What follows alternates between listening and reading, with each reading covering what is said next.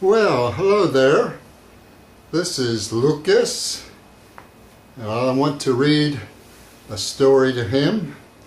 And next time you'll have a chance to read a story to Lukas. I'm MacLaren, and I'm glad you could join me. The story today is a collaboration of work I did with Carlos Hernandez, and it's called The Boy and the Bird.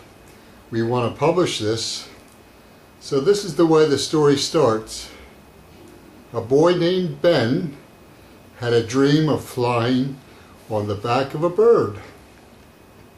Sitting on the bird, he looked down to see people and other animals. Wow, that was a nice dream, Ben said as he rubbed his eyes and tried to wake up. I wonder if I could find a bird that could fly me to other places. Ben watched a flock of geese fly overhead in the sky. Ben looked up and wondered if he could ever find a bird big enough to fly him to faraway places. Ben searched and searched the trees and sky for months, but could not find the right bird. He looked at a parrot in a pet store, but decided it was too small. I'm going to show you a parrot. This is the picture of a parrot. You can see the name parrot. It's a pretty bird, but too small for Ben. He looked at an ostrich in a book, but found out that an ostrich could not fly. I'm going to show you an ostrich. There's an ostrich. That's how you spell the name of the ostrich. So he had to keep looking. He looked at the robin sitting on a nearby barn, but the robin was too small. And look at here, there's a robin. And we all can recognize a robin because it has a red breast. It's very red in the front. And he looked up at an eagle sitting in a tree. It was a big bird, but the eagle was not big enough to carry him. There's an eagle flying in the sky. It's a very big bird, but not big enough for Ben. And the eagle is also a bird to represent the United States. And now when it does that, you can see this eagle is very serious. So that's your eagle. After all his searching, Ben explored some woods. There he met a wise old man named Florian. Ben told Florian about his dream of flying on a bird's back. Florian told Ben to let's go to the pond. And Florian said at the pond, take a pebble, a little stone, and throw it in. When Ben threw the pebble in, it made many circles in the water. And Ben asked Florian, what does magic have to do with throwing pebbles in the pond? Florian said, the meaning of throwing the pebbles, my dear boy, was to show you that when you create something, it begins with a circle. It surrounds your entire life. What you create will continue to reach out to others in all directions. Now that is a true mystery. Florian taught Ben many things, such as making a flame appear in his hand. There would be a flame when Florian did it. And also Florian made a rainbow appear over the garden. And he took a ball and turned it into an apple. Florian gave Ben a chance to be his apprentice, and he gave Ben a book called The Handbook of Mysteries. Ben took the book home and began to read. These are the rules for making a magical bird that will fly, but the rules have to be followed precisely at 10 minutes before 12 o'clock midnight when the moon is full. Ben had found a page that showed him how to make a huge magical bird that could fly. Ben followed all the instructions in detail and finally made a magical bird. The bird was a flaming eagle of blue fire. However, because it was magical, it did not hurt Ben. The magical bird came to Ben and got down on its knees. He told the bird, "Ooze, ooze, ooze will be your master command." Ben got on top of the bird.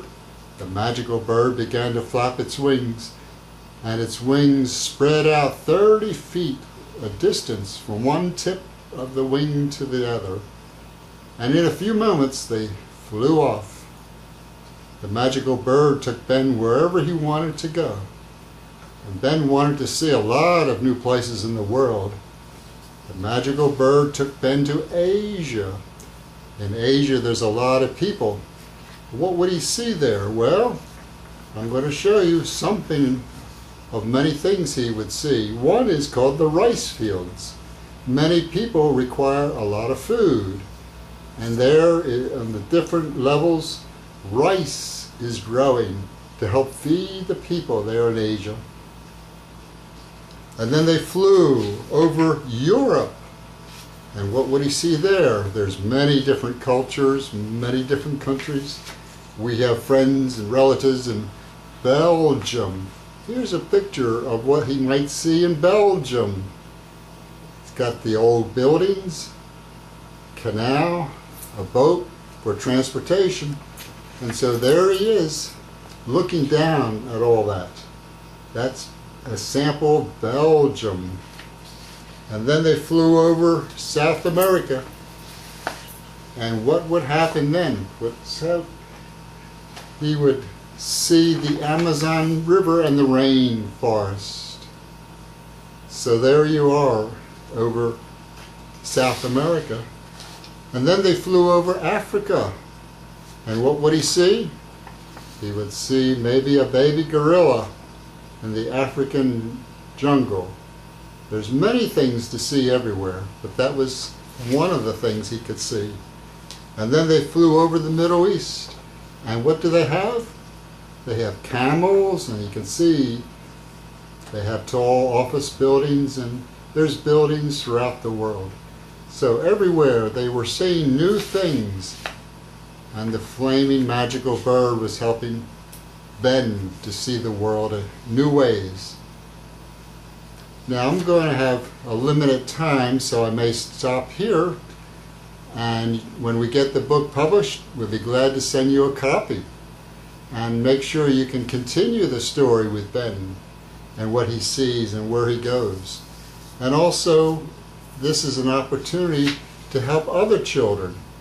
We have a project here with Lukas where we try to help to feed, and this is as well as help children read with new books. So please contact me. I'd be glad to help other children and help you. And please, anything that you can is a contribution to help feed and help other children read with you.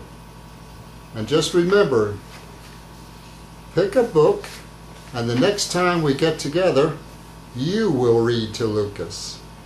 And let's see if we can find Lukas here. I know he likes the sofa, and he moved to another spot. But I'm going to try to wake up Lukas. Come on, Lukas, let's go. You want to say goodbye to your friends? Yeah, he's a nice dog. Sometimes he has a funny hair when he wakes up. But he's a really nice, friendly dog for you. And I want you to practice talking and reading to Lukas. And then you can replay the tape and the video, and you can see Lukas again and again. Okay, Lukas? You want to say goodbye? He wants to lick my ear and say goodbye too. All right. Yeah, you're a good boy. You're a good boy, Lukas. And you're helping other children, you know that?